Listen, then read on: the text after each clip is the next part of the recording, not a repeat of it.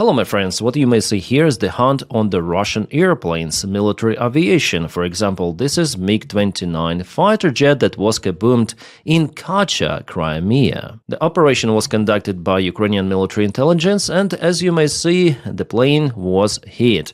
The canopy was open, there is a ladder, which means that the airplane was in operation. I also see some sort of the missile over here. That means that this airplane was not staying there as a dead cargo. No, it was in service. So it's a very nice hit in this case by Ukrainian drone operators. And for me it's kind of interesting because Russia usually uses this airfield for their helicopters and also for BE-12 airplanes. Those are radio surveillance, anti-ship and anti-submarine aircraft, and Russia has many of those. The fighter jets are usually placed in Belbek, more to the south, around 10 kilometers. Also on territory of Simferopol airfield, Ukraine hit one of the big radars, which is used for surveillance to define the objects flying by hundreds of kilometers. It seems like not any longer. At least it was damaged. Yeah guys, in today's video we're gonna discuss Kaboom's frontline updates and political situation around Ukraine and not only. Buckle up!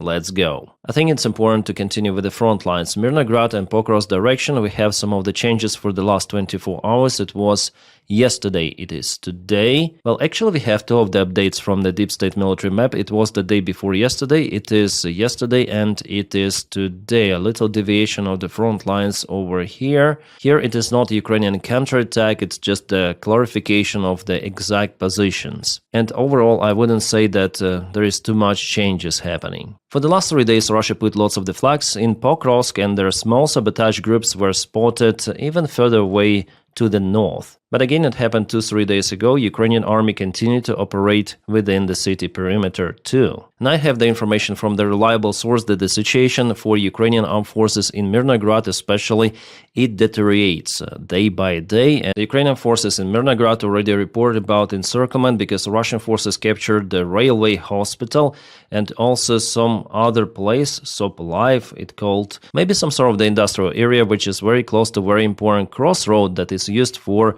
evacuation. Our soldiers say that because Russians captured two of those points, the defense of Rivne is close to impossible. Yeah, the report says that the further holding of Rivne is pointless, so our guys from the 35th Naval Infantry Brigade withdraw to Svitle village. The further use of this road, which is the exit road, is impossible until Russians are being pushed from Sopliva village. Until then, the only logistics option remains through drones. So it's very, very late to keep our guys out there. They should have been evacuated weeks ago. And now there are two options. As they say, Ukraine should concentrate the forces into attack towards Sopliva village to unblock the route. We'll attempt to break out this encirclement. Actually, it's almost full physical encirclement already, because that's the only evacuation route possible. A proper thing to do here is to use small infiltration attempts to go further with the small attack groups. That will minimize the losses for Ukrainian armed forces, but still there will be losses. Because Russia already is presented there with infantry forces, and also they control the area with their drones and artillery. Sometimes they also use aviation gliding bombs, including Mirnograd itself. Guys, I'm not reading it out from the Russian channels. Those are Ukrainian analytics, and they share what our soldiers are definitely saying, like actual situation on the front lines. They also write that through the increasingly widespread culture of lying in the Ukrainian armed forces, and definitely with Syrsky it's like that, the Ukrainian units surrounded in Mirnograd began sending the information packages to journalists and analytics groups 3 days ago. That's why we have this information. Describing the real situation and providing video evidence to confirm it. The military groups presented in Mirnograd wanted to pressure Syrsky and the general staff, forcing them to take appropriate actions. The analytic Thorkill also shares this information with the explanation, and here is the map. So 35th Brigade 25th, and there is the presence of the Russian forces, a very small bottleneck, and it's impossible now to evacuate using this route without losses. Yeah, that's the last road that connects Mirnograd, but the presence of the Russian forces is very close to the crossroad. Here they're also very close, which means that basically Ukrainian armed forces are almost fully physically encircled. We may say already about encirclement of Ukrainian army. And what is shown here is the gray zone may not be so optimistic. I mean, deep state military map, they have lots of the gray zones, but in fact there could be different situations. We understand that Ukrainian armed forces, well, they're in a huge risk here.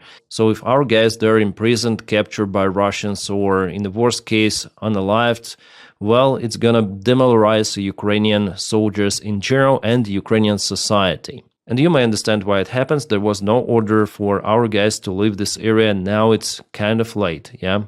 Alright, next we go to Zaporizhia direction. Here we have plus minus news, so positive and negative. The positive news is over here. Yes, you see Russian flags in Dobropilya. This is Dobropilya of Zaporizhia Oblast. And why this is positive? Because those flags, they didn't keep up for a long time in this area. All of the Russian infiltration attempts were repelled together with Russian infantry. It was a standard Russian flag operation that was filmed just for the propaganda purposes. They sent some of the Chmobiks there. Usually those drug addict alcoholics, they go somewhere for those missions. Russia doesn't want to waste capable forces for those flag attacks. But later on in the same area you see our guys with the Ukrainian flag, so Dobropilya is still under Ukrainian control. There was an attempt for Russians to get it, but it was not successful. Good news! The presence of a Ukrainian army was spotted in entire Dobropilya, not just near to that hangar building. But Russians still moved towards Hulaypole, so it was 2 days ago and it is today. Just a little advancement over here across the road with the main forces. But the fight in the settlement is not happening yet. Russians continue to use aviation gliding bombs, but Ukraine tries to target Russian positions with the help of the drones. There was the presence of the small Russian group very close to Hulaypole, but Ukrainian drones dealt with that, as you may see. One more update we have from the deep state military map, and it is happening in the Kharkiv region. There Russia also propelled a little forward, I would say not just a little, but they crossed the river of Vovcha in Vovchansk. So it was yesterday, it is today. The Russian armed forces are already presented in the southern part of Vovchansk, and this town is important for defense actually. And before, I guess in 2023, Ukraine was capable to counterattack, pushing Russians away across Vovcha river, and it was status quo there for extensive period of time, for more than a year. But recently Russians intensified attacks, probably they sent more reinforcements. As for the front lines updates, mainly that's it for today. And let's continue with Kaboom news. This is Nevinomysk, Staropolsky Krai.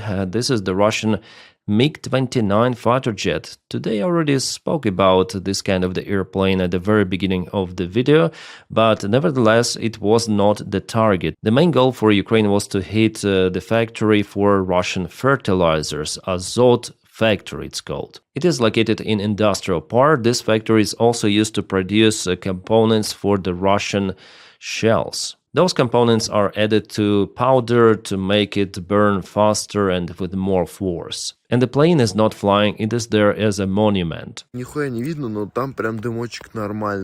Oryol Oblast, this is the thermal power plant that was kaputted the last night.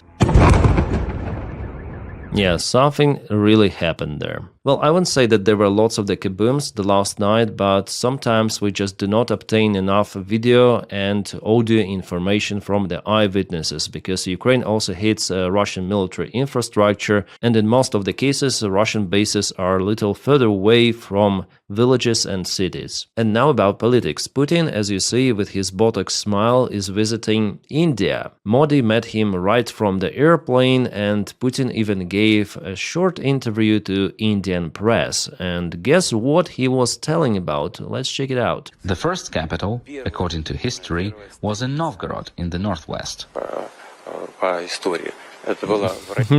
She is like, look at her emotion. Like, what are you telling, guy? What are you telling? Later, the federal status moved to the city of Veliki Novgorod. As you see, the same bullshit Putin tells in every of his interview to the world press, like he did with Tucker Carlson and so on. And that history variant is presented only in his head. He is crazy, and he started this war because of this craziness. He wants to occupy Ukraine, and not only, and he wants Russia to regain all of those lands. That's his purpose. It's not about Donbass or something. That is what Americans are now pushing Ukraine to give up, yeah?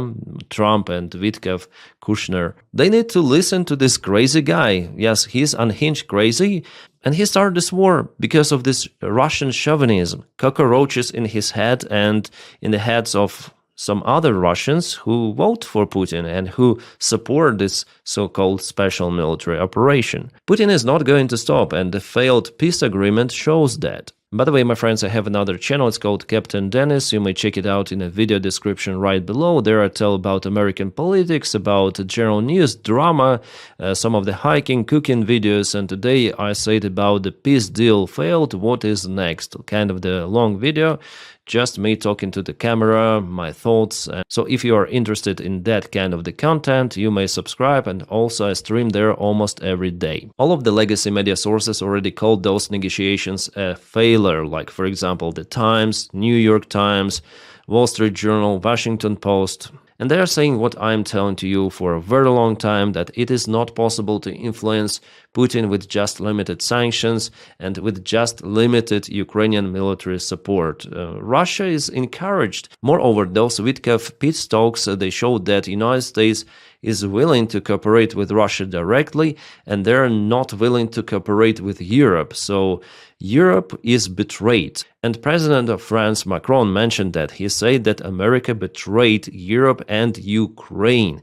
It was a private conversation between Macron and Merz, but it leaked to the press. Now we know it. From Spiegel, I guess. Spiegel published that. Yeah, it was published by Spiegel, and Macron, Merz, European politicians, they were shocked about this deal, and they called Zelensky, telling about the possible threats coming from both Russia and the United States of America. But you know what? The United States, they have just limited influence on Ukraine and absolutely no influence on Russia. So Trump made just blah, blah, blah. That is what he continued to do. Like, for example, yesterday he was asked the question about the peace deal, where he said it went well. Witkoff said it was constructive. Witkoff believes that Putin wants peace, which is bullshit. And the same story, if I were the president, there would not be the war. It's another bullshit, another bullshit. The real thing that for the White House there is no any standard for what is good, what is bad.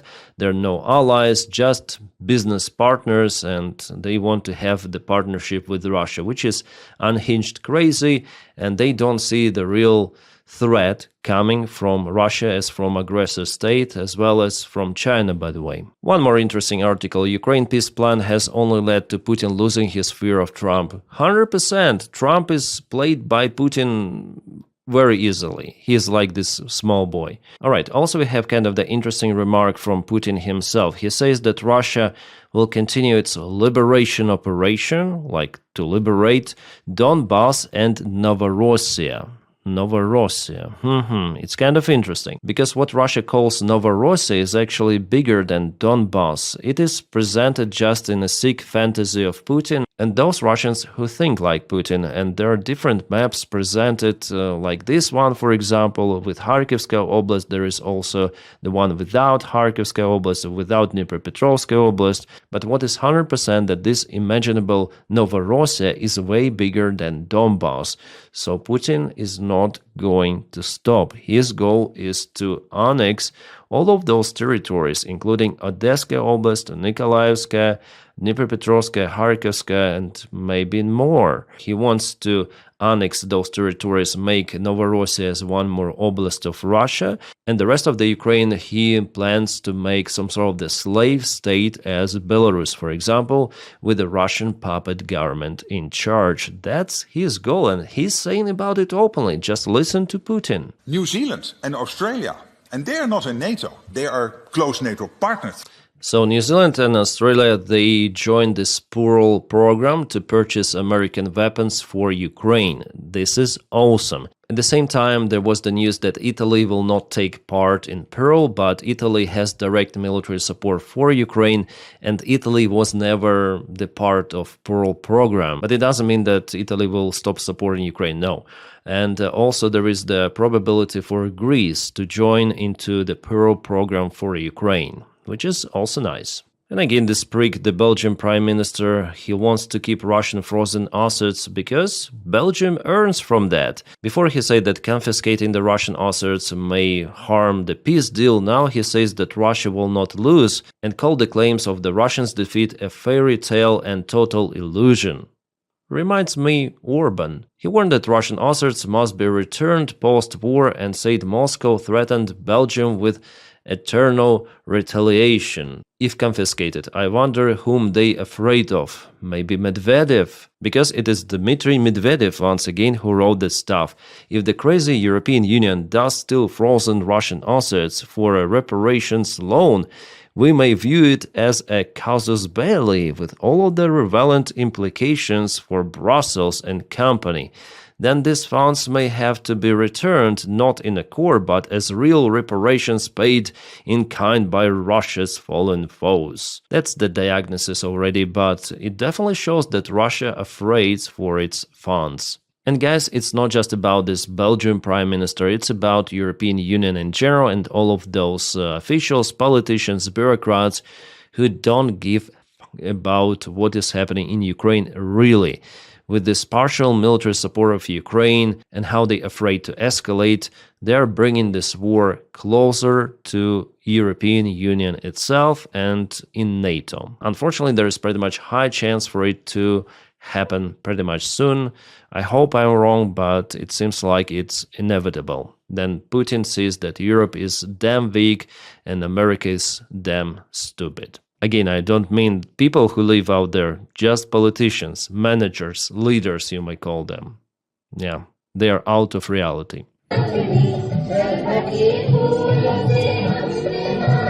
I hope this ritual reduces the lifespan. And with that, my friends, thank you so much for supporting the job that I do here on my channel daily. Without your support, it wouldn't be possible. So if you want to support the job, please join me on Patreon. The link for it right in the video description below. Or on membership, you may press the join button somewhere over here. And guys, support me only if you can, if you are willing, and if you have this opportunity. If not, it's okay. You may just press like to this video and also subscribe for the channel to boost the video in YouTube algorithms. That also helps me a lot. My friends, I wish you all a peaceful sky wherever you are and have a great time.